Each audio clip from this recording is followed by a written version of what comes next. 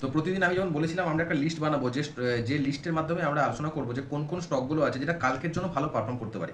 তো এখানে আমি প্রতিদিন 3টে করে লিস্ট নিয়ে আসি, মানে 3টে ক্যাটাগরি নিয়ে আসি।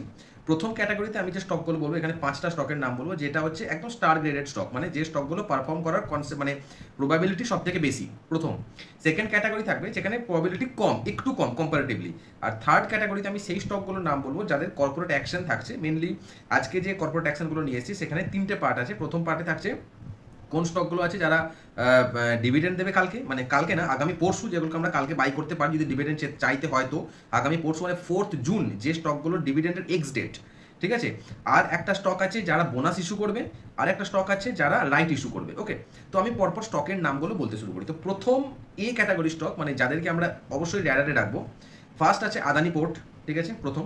2 নম্বর আছে রিলায়েন্স পাওয়ার, 3 নম্বরে আছে সিডিএসএল, আমরা দেখেছি প্রত্যেকটা স্টক আজকে খুব ভালো পারফর্ম করেছে অলরেডি। আচ্ছা, 4 নম্বর আছে যে রেডিকো খৈতান, আর 5 নম্বর হচ্ছে জেকে সিমেন্ট। ওকে, এই যে কটা স্টক আমি বললাম তার মধ্যে রিলায়েন্স পাওয়ার তো আজকে 52 উইক হাইও লাগিয়েছে, ঠিক আছে। এই যে 5টা স্টকের নাম বললাম আমি একবার রিপিট করে দিচ্ছি, আদানি পোর্ট, রিলায়েন্স পাওয়ার, সিডিএসএল, খৈতান মানে রেডিকো খৈতান, হচ্ছে জেকে সিমেন্ট, ঠিক আছে।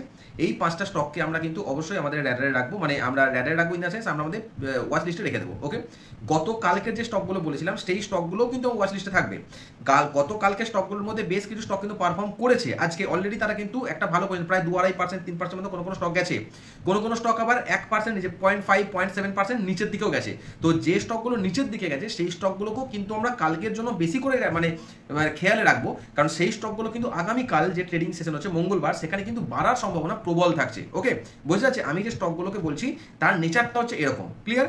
আচ্ছা, তারপরে আমি যে সেকেন্ড ক্যাটাগরি স্টকটা বলছি সেখানে আছে 3টে স্টক। একটা হচ্ছে গোদরেজ প্রপার্টি, যেটা আমি গতকালও বলেছিলাম, স্টার মার্ক দিয়ে বলেছিলাম, এবং গোদরেজ প্রপার্টি আজকেও বলছি ভালো পারফর্ম করেছে অলরেডি আজকে। ওকে, আচ্ছা, তারপর হচ্ছে যে ইন্ডিয়ান ওভারসিজ ব্যাংক, আর তারপর হচ্ছে সেন্ট্রাল ব্যাংক। এই 3টে স্টক আছে যেগুলো কিন্তু আমরা অবশ্যই র্যাডারে রাখবো। তাহলে টোটাল এখন অব্দি 5 আর 3 8টা স্টকের নাম বললাম।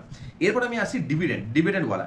আমি 3টে স্টকের নাম বলছি যারা কালকে বাই করা যেতে পারে যদি ডিভিডেন্ড পেতে হয়। তো পরশুদিন এক্স ডেট আছে, মানে 4th জুন এক্স ডেট, মানে 4th জুনের ওই স্টকগুলো যদি তোমার আন্ডারে থাকে, মানে তুমি যদি স্টকগুলো বায়ার হও তাহলে তুমি তার ডিভিডেন্ডটা পাবে। ওকে, সেই স্টকগুলো হচ্ছে যে আইনক্স ইন্ডিয়া 1 নম্বর, 2 নম্বর হচ্ছে টাটা মোটরস, 3 নম্বর হচ্ছে টিসিএস।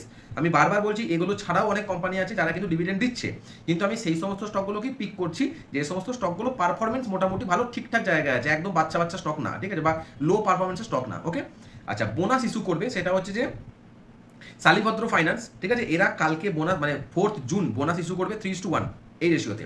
আচ্ছা, তারপরে একটা রাইট ইস্যু করবে সেটা ফ্র্যাঙ্কলিন ইন্ডাস্ট্রি, এরা কিন্তু রাইট ইস্যু করতে যাচ্ছে 4th জুন। কাজী 4th জুন আমাদের হাতে স্টকটা থাকে তাহলে কিন্তু আমরা মানে কম পয়সা, রাইট ইস্যু যে সিস্টেম হয় আর কি, কম পয়সা আমি স্টকটা কিনতে পারবো। ওকে, তো এই হলো আজকের ওভারঅল আলোচনা। তো আমি একটা জিনিস এখানে ক্লিয়ার করে দিই যে স্টকগুলো যেটা আমি এখন বলতে যাচ্ছি এটা মোস্ট ইম্পর্টেন্ট, এখান থেকে স্কিপ করে বেরিয়ে গেলে আমি যে প্রতিদিন যে স্টকের বাস্কেটটা বলছি সেটা ইউটিলাইজেশন হবে না, ঠিক আছে।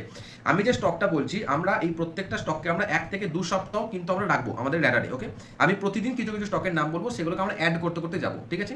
এবারে যে স্টকগুলো আমরা দেখবো যে 4 দিন 5 দিন পারফর্ম করলো না, সেই স্টকগুলোকে আমরা ওখান থেকে বের করে দেবো। যে স্টকগুলো পারফর্ম করলো সেগুলোকে রেখে দেবো। আরেকটা ইম্পর্টেন্ট কথা, যে স্টকগুলো পারফর্ম করলো এবং আমাদেরকে 3-4-5% মতো আমাদের রিটার্ন দিয়ে দিল, আমি কিন্তু সেই স্টকটাকে আমার ওয়াচ লিস্ট থেকে বের করে দেবো। ওকে, কারণ আমাদের যেটা চিন্তা ভাবনা সেটা হচ্ছে যে একটা স্টককে আমরা যদি 5% রিটার্ন পেয়ে যাই সেই স্টকটা আমরা সেকেন্ড টাইম ঢুকবো না, ক্লিয়ার। তো এইভাবে যদি আমরা বাস্কেটটাকে সাজাই তাহলে কিন্তু আমরা ভালো একটা রিটার্ন জেনারেট করতে পারবো। ওকে, তো আজকের মতো এই স্টকের লিস্ট, আবার দেখা হচ্ছে নেক্সট ভিডিওতে। ওকে, চলো।